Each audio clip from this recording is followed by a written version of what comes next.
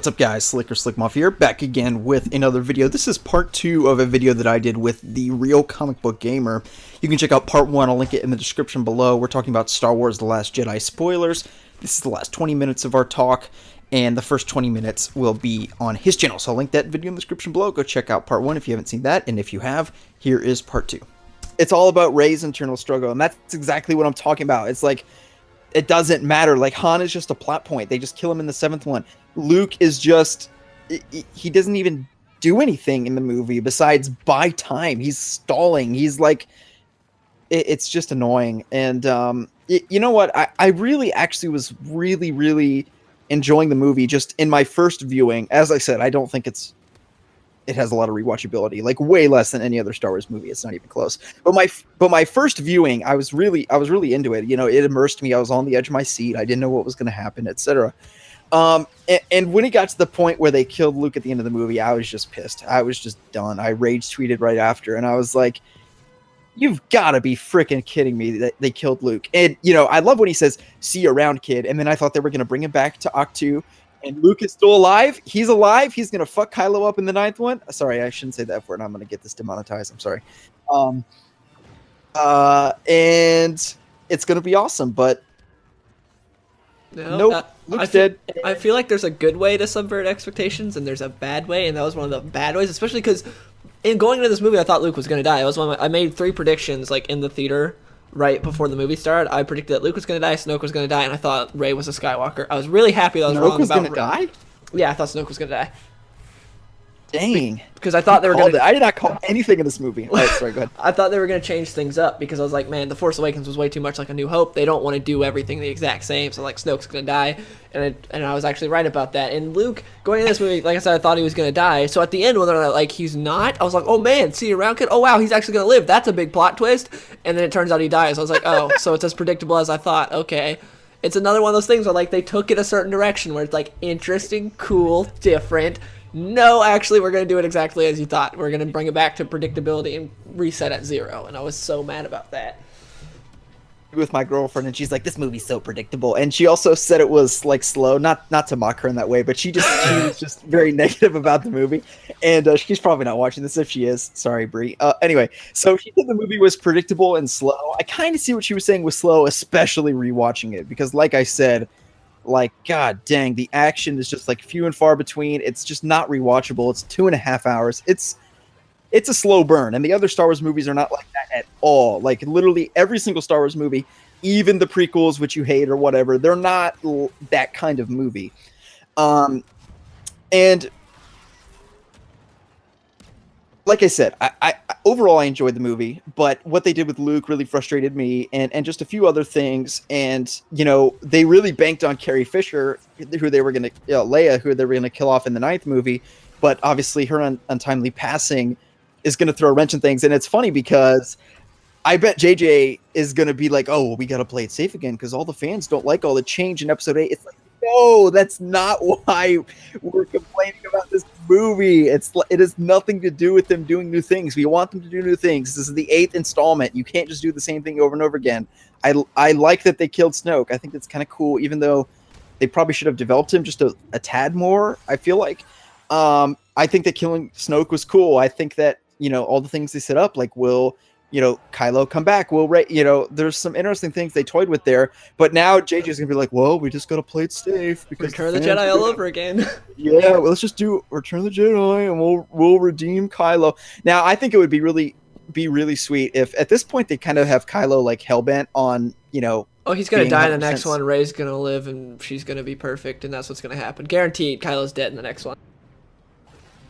And I would be okay with that, as long as it's like a legit fight and they're not going to be like, oh, let me redeem you. And it's weird because like in the middle of the movie, I was like, dang, are they going to like just like some romantic chemistry or something building? It's kind of weird. And they just take it all away. So I kind of like their dynamic. I'm not going to lie. I thought that was one of the things that was really good about this movie. So for me personally, I for the most part, I liked what was going on with Luke, Kylo, Rey, and Snoke.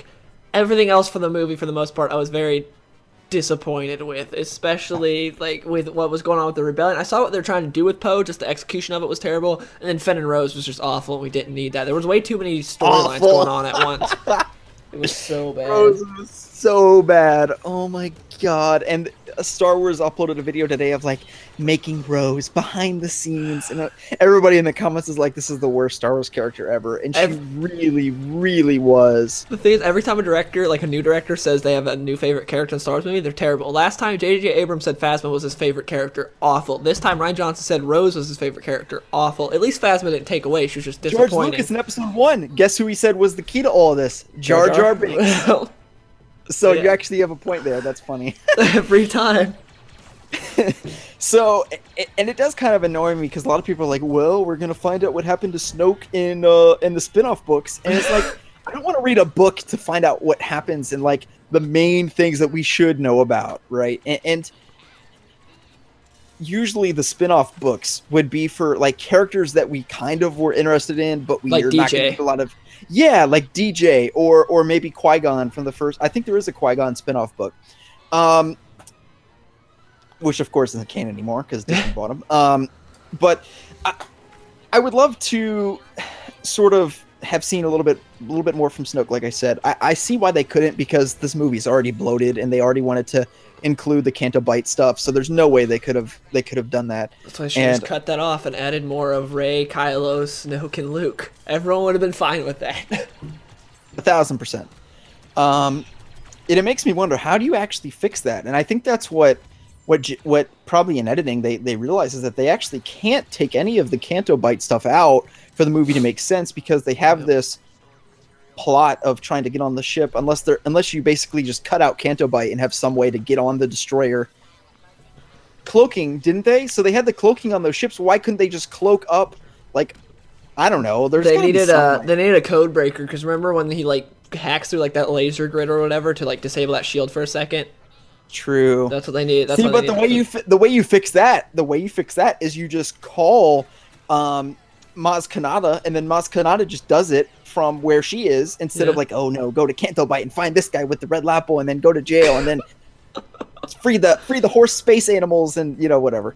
So there's ways they could have done that differently. I understand why they did, but it's a little bit of a drag on the movie. But I'm not excited for episode 9 because I feel like that's going to complete the whole like Disney killing everything off from the original Star Wars, because I feel like that's what's going to happen. She's going to kill Kylo, and that's the last Skywalker because Leia's going to be gone in the next one. So that's going to be the last Skywalker, and that's going to be like, hey, Skywalkers are done. It's all over. This is the new Disney Star Wars. Skywalkers are done. Anybody can be a Jedi because Rey came from junk traders, and now she's anybody, and anybody can be a Jedi. As long as you believe, it's like a Disneyland ad, like the last 30 seconds of the movie, which I will admit I actually liked. I'm not trying to crap on that. Like, I love where the kid is like looking into the sky and he sees the Millennium Falcon shoot away. Uses that's actually on the broom. Yeah, that's cool. I dig it. I like the idea that there's more Jedis coming.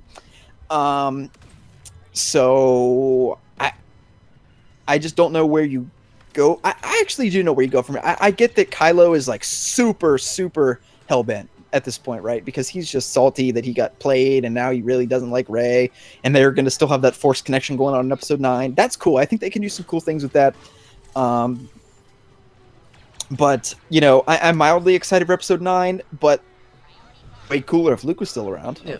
Right now, I'm not, but I know when it's like a month from release, I'm going to be incredibly stoked for the movie. That's just how it works with Star Wars. Like right now, like the rational part of my brain's like, episode 9 is going to suck. What? Just no reason to be excited. But then when all the trailers come out and it's close to the movie coming out, I'm going to be so excited for the movie, then be really disappointed. Their trailers are so good, bro. They are. The trailers are amazing. They're fantastic. Oh, they like all trailers both have mastered the art of trailers. Sorry, go ahead. Yeah, it's great. I was just saying, like they should, other trailer companies should take notes because it's really good. But one thing I'm really annoyed with this new trilogy also is the fact that like Rey is inheriting everything from my favorite dead characters. Han dies, she gets Chewie, the Millennium Falcon, she's got R2 now, she's got Luke's lightsaber, she's got the Jedi tech, she gets everything. It's sort of like Kathleen Kennedy just like looking at the fans and be like, ha, how do you like it?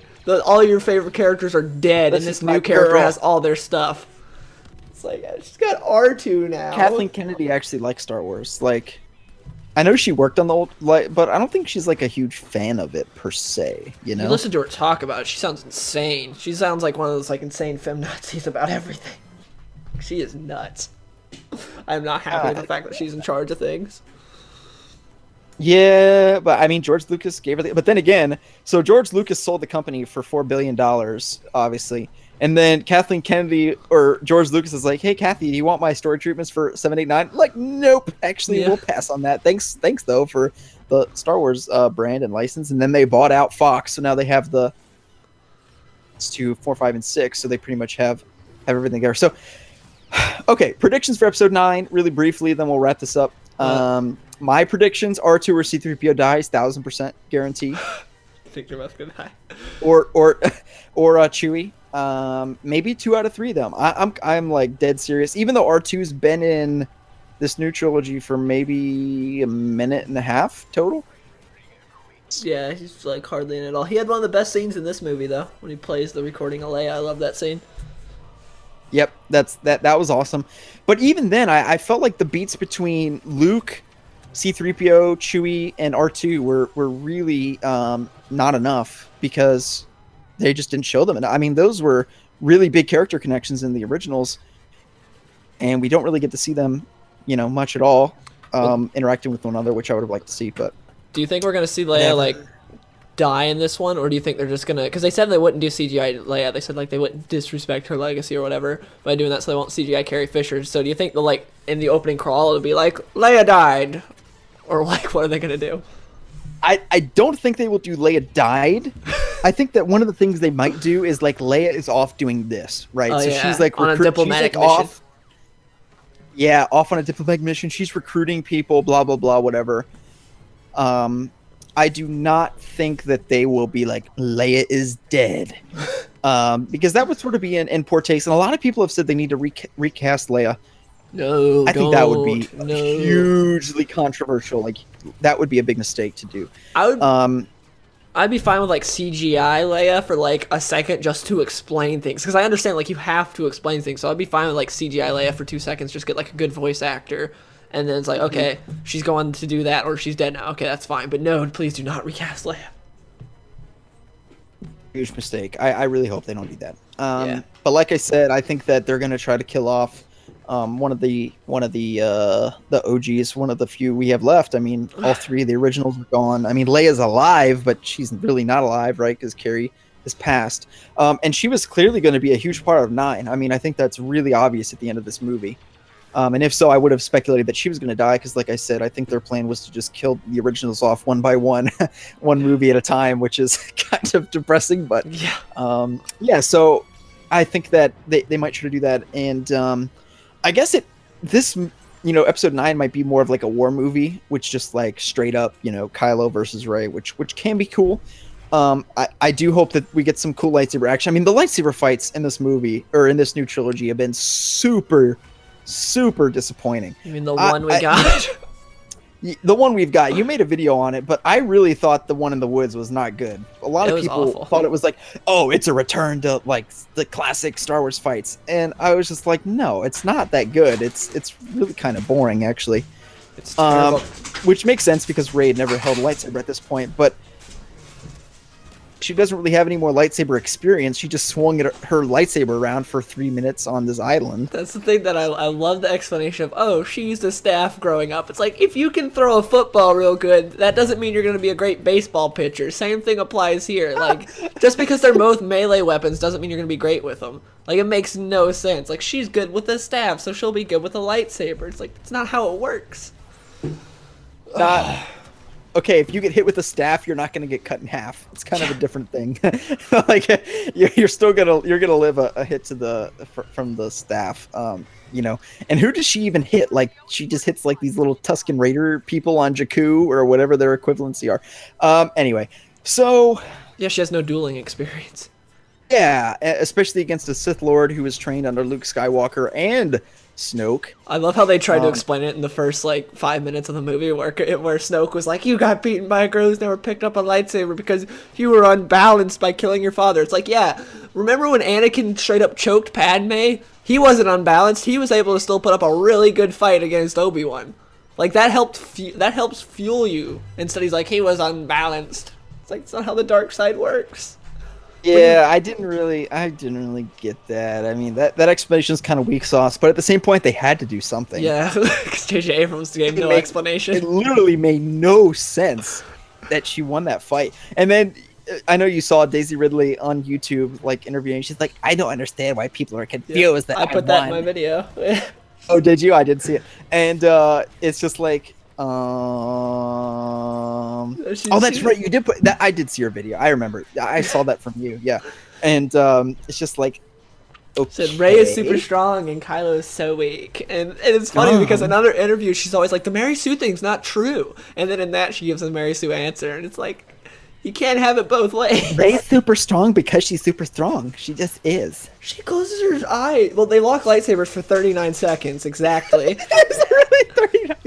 I had to, because I used the Jeopardy theme when I put in that clip. I had to slow down the Jeopardy theme because it wasn't long enough for that clip. I had to slow down the Jeopardy theme because that clip was so long. But yeah, and for like, I don't know, like 15 seconds of it or something, she's got her eyes closed and Kylo's just sitting there. Instead of doing like he did to Finn, where he took like the little like lightsaber blade part of it and like put it in his shoulder, he could have done that to Rey. It's so stupid. That fight's so bad. Yeah, and the little side thingy. Yeah, whatever. Yeah. Things at the hilt. Like he could have done that easy. That's so stupid. Do that. My predictions for episode 9, just real quick, are I think Kylo is 100% dead by the hands of Rey because she has to kill off, you know, the last of the Skywalkers. Leia's either dead or gone and dead, one of the two, or both. It doesn't matter. Like it'd be like she went off to a diplomatic mission or whatever, and then they'll be like, oh, she died on her diplomatic mission. It's like, rest in peace. And I don't know if they'll like kill the droids or Chewie. I don't really see like them doing that because I feel like they like the idea of being like, hey, remember when Chewie was best pals with Han? Well, now she's best pals with Rey, and they're gonna travel the galaxy for the rest of their lives together. I think they like the idea of like rubbing that in the fans' face, and that's what I think is gonna happen with episode 9. And obviously Hux is dead also. No way he lives.